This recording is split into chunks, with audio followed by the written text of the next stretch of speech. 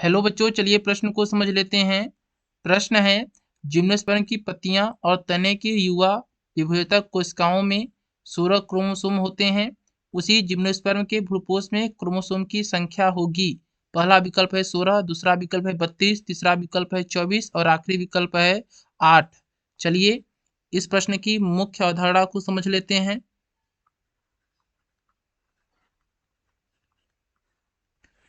Gymnosperm वे पौधे हैं gymnosperm वे पौधे हैं जिनमें बीज का निर्माण होता है, परंतु फल का निर्माण नहीं होता है।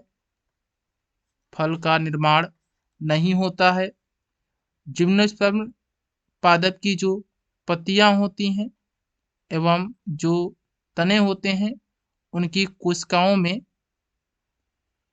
16 क्रोमोसोम होते हैं।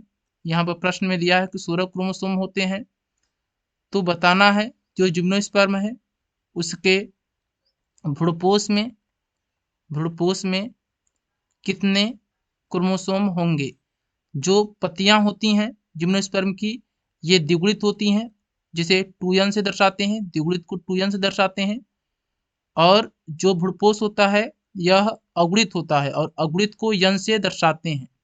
जो भ्रूपोष होता है यह अगुणित होता है, क्योंकि जिम्नोस्पर्म में जो भ्रूपोष का निर्माण होता है यह निषेचन से पहले होता है।